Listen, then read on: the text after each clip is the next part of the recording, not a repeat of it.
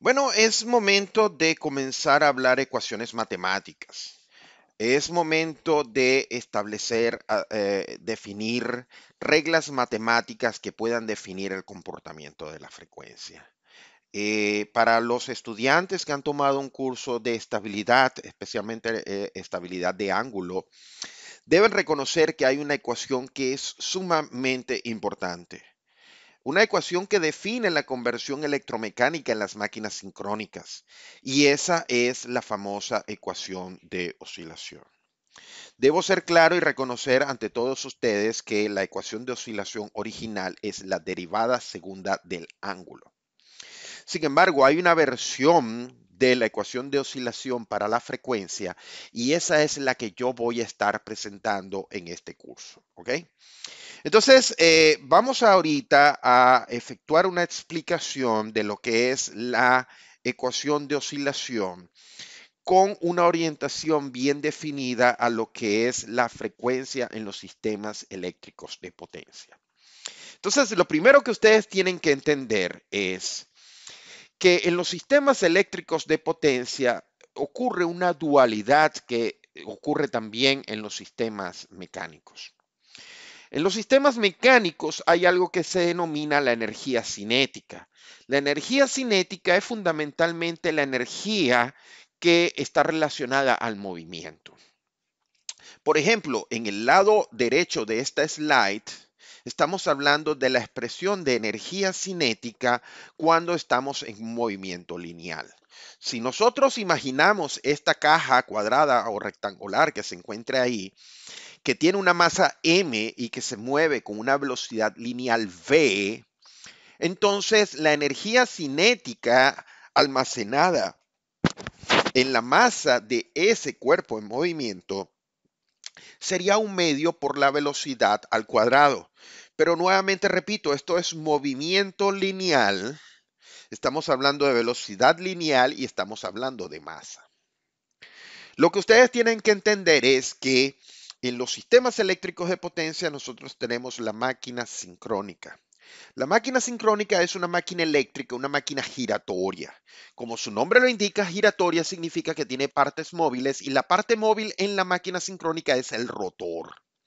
El rotor, por supuesto, tiene una cierta cantidad de masa y como esa masa está girando, tiende a tener una energía cinética. Lo que sucede es que el movimiento que se efectúa en el rotor de la máquina es un movimiento giratorio. En consecuencia, nosotros podemos escribir una ecuación para la energía cinética, la kinetic energy, pero en este caso cuando estamos en movimiento rotacional. Entonces, en vez de utilizar velocidad lineal v, utilizamos omega, la letra griega omega, para representar la velocidad angular. Velocidad angular que puede venir dada en radianes por segundo. Y en vez de utilizar la masa de esta caja que se está moviendo a una velocidad v, hablamos de que el rotor de la máquina sincrónica tiene una cierta cantidad de energía cinética rotacional que es proporcional a una constante que nosotros llamamos el momento de inercia o inercia rotacional. Nosotros utilizamos la letra I para definir lo que es la inercia rotacional. Algunos libros utilizan la letra J. Pero lo que quiero que entiendan es que cuando los rotores de la máquina están rotando, y valga la redundancia, y están rotando a una velocidad constante, ellos almacenan una cierta cantidad de energía cinética. La máquina sincrónica tiene almacenada esa energía cinética. ¿Ok? Por supuesto, cuando hablamos de movimiento lineal, hay una cierta cantidad de energía cinética, esa es la energía cinética lineal. Tenemos en este caso el caso bien británico. Aquí tenemos Mr. Bean, que por cierto es ingeniero electricista y es británico, es inglés. Y aquí abajo tenemos un Mini Cooper, que también es un vehículo inglés. ¿Ok?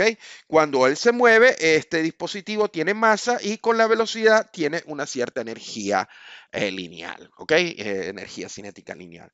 De igual manera, los rotores de las turbinas a gas tienen un momento de inercia. Ese momento de inercia, cuando está girando la turbina, tiene una cierta cantidad de velocidad, unos radianes por segundo, y hay una energía cinética almacenada.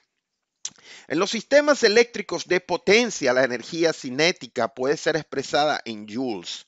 Sin embargo, para el caso de la energía cinética de los rotores, es muy típico que se utilice la unidad megavatio por segundo. Megavatio por segundo es una unidad que es típicamente utilizada entonces para representar la kinetic energy, energía cinética a velocidad sincrónica en una máquina. Por ejemplo, en ese rotor de esa turbina que está ahí, una turbina a gas, estamos hablando de alrededor de unos 3000 megavatios por segundo. Ok, paso siguiente. El paso siguiente es, ya tenemos definido que el rotor de la máquina tiene una cierta cantidad de energía cinética. Ahora, la pregunta importante es, esa energía cinética es almacenada a velocidad sincrónica, pero si la velocidad cambia, difiere de la velocidad sincrónica, entonces hay un intercambio de esa energía. O se almacena energía o se libera energía. Ahora, la pregunta es, ¿cómo se puede escribir matemáticamente una ecuación que me permita a mí relacionar la energía que se entrega o se absorbe en este sistema rotacional basado en la velocidad y basado en la energía cinética? Y bueno, es muy sencillo. Alguno de ustedes que haya tomado algún tipo de curso de mecánica clásica debe de recordarse que en mecánica clásica nosotros podemos crear lo que se denomina un diagrama de cuerpo libre. En ese caso tenemos un rotor. Ese rotor puede estar girando a una velocidad omega. Y realmente en el rotor de la máquina sincrónica, hay fundamentalmente dos torques. Un torque que se le aplica como generador, que es un torque mecánico, es un torque de entrada. Ese es el torque que viene de la turbina de vapor, de la turbina hidroeléctrica, de la turbina a gas, lo que sea. Y tenemos un torque eléctrico que es el que viene de la interacción magnética con el estator y es la que entrega energía eléctrica en los terminales. Si nosotros aplicamos la definición de las leyes de Newton, la ley de Newton en movimiento lineal decía que fuerza igual a masa por aceleración.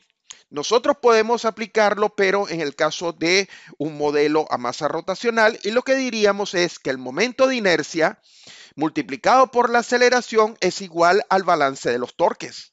En este caso, nosotros decimos que si el cuerpo se encuentra operando a velocidad constante, velocidad sincrónica, como lo están las máquinas sincrónicas, si el torque es igual al mecánico, entonces no hay aceleración. Si la velocidad es constante, no hay aceleración, esta derivada es igual a cero.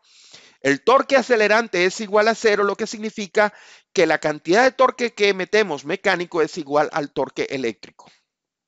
Entonces estamos en un punto de equilibrio. Estamos en un balance entre lo que es torque mecánico, torque eléctrico. El rotor tiene energía cinética, sí, almacenada, y que depende del momento de inercia al cuadrado de la velocidad angular.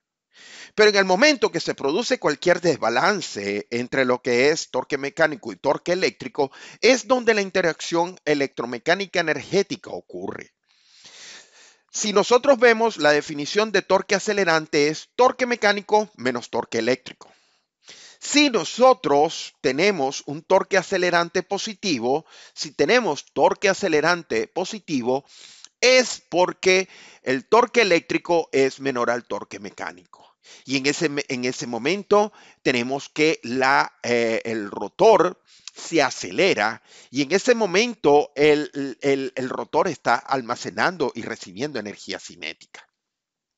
Pero por otra parte, si nosotros tenemos que el torque mecánico es menor que el eléctrico, entonces el torque de aceleración es negativo.